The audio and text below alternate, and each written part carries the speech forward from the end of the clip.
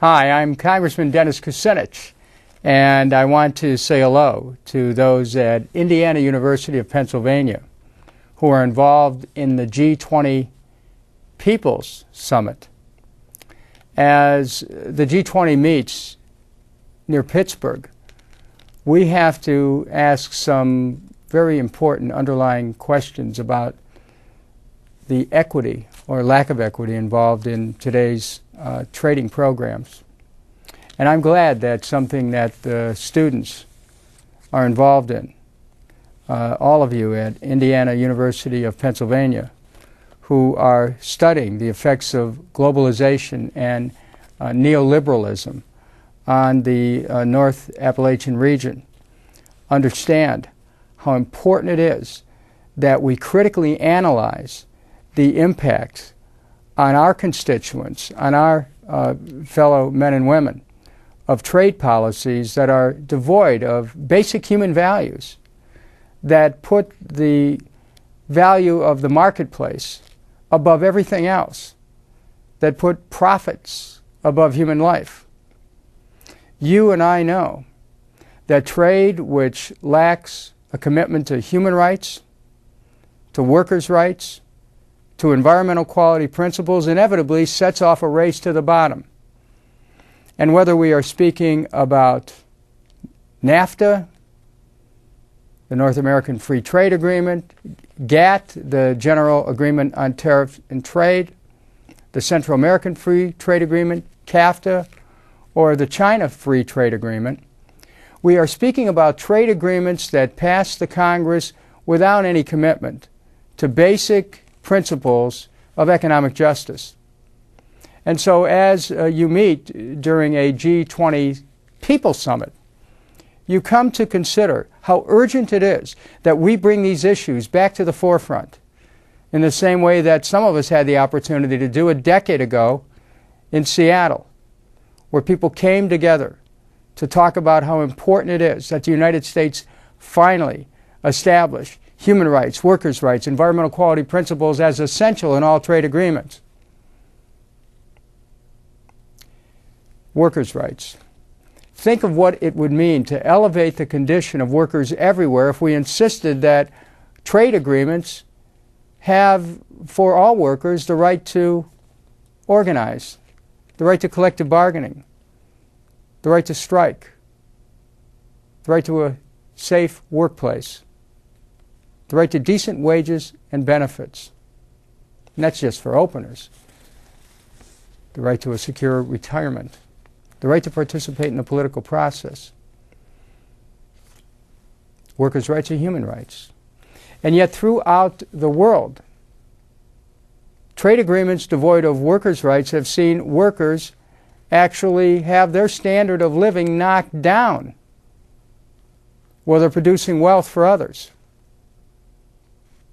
Think of what it's like in those countries where there is child labor, slave labor, prison labor, where products are produced for next to nothing, helping to create great wealth for other people. Think of what happens when we have human rights guarantees and trade agreements, how much we can elevate the conditions around the world. And think of today, global climate change, and all the reasons that are accelerating global climate change. And what could happen if we made the protection of the air, the water, the land, the globe itself a priority in all of our trade agreements? We could use trade to uplift the human condition, to protect the planet, to provide for economic justice. Instead, today, trade is used to degrade the planet, to undermine principles of economic justice, and to often make the plight of humanity much more strenuous. So how then can we get to a place of being able to enshrine these principles of a morality that's elevated above what we have today? It comes about, first of all, through our awareness. When we see the kind of suffering that's been brought about by these trade agreements, when we see in place after place across this country grass growing in parking lots which are empty, buildings boarded up, where they used to make steel, they used to make cars, they used to make bicycles, they used to make or build ships. And now there's grass growing in the parking lots. We come to an understanding between trade agreements and the deindustrialization of America, which ultimately leads to families falling apart, to communities falling apart. There are consequences for trade agreements which do not understand the essentiality of manufacturing, of America being able to make steel, automotive, aerospace, have a shipping capability. That's vital to our national security and our national economic security. We have to be able to make things, and what we've seen is a continual erosion of and disestablishment of our strategic industrial base. Connects directly to the idea of globalization. Globalization without moral principles is not just a race to the bottom. It is a devolution of the human condition, and yet we are not here to devolve, we are here to evolve. We are here to become more than we are and better than we are. If we understand that the world is interconnected, that it's interdependent, and if trade does not enforce that kind of thinking but instead drives wedges between people and puts people into poverty, then we clearly have to change the way we do trade. Trade is good, but trade without rules, trade without standards is a nightmare, and we've found that out.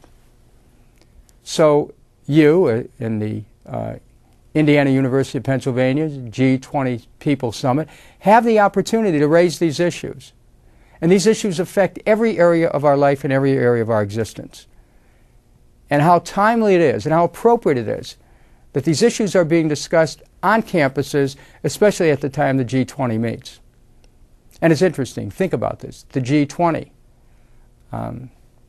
Check the United Nations list. There's about 192 countries, not 20 countries. So they're a little bit short here. We're missing 172 countries. Well, you know, somebody needs some new math here. We need to look at the world as whole, as undivided. And with that type of thinking, we then can understand how important it is to lift up the claims of everyone, because when we do that, all of us ascend to a higher position. So I look forward to working with you.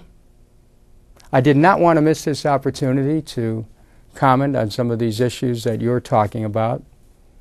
And I look forward to hearing from you again and to seeing your continued progress and your commitment to stand up and to speak out, to organize and to insist that the direction we're going in must change and must be guided by humanitarian principles. When trade goes in the other direction, we have to challenge it. When the IMF goes in a direction of structural adjustments, lending countries money so they then will tax their people heavily, cut wages, cut social benefits, we have to have a more just economic order. When the WTO is used to enforce the hegemony of economic giants over the people in a country, that has to change. People have to get control over their economic existence, and that often means changes in monetary policy, challenging the power of central banks, making sure that nations have their own ability to be able to issue their own money without having to borrow it from banks, having the ability to create their own wealth. These are ideas whose time has come, and it's going to be your responsibility to carry them to the next level. I thank you for a chance to share some thoughts with you, and good luck in all the work that you're doing during the People's Summit. I'm Congressman Dennis Kucinich. Hope to see you in Washington.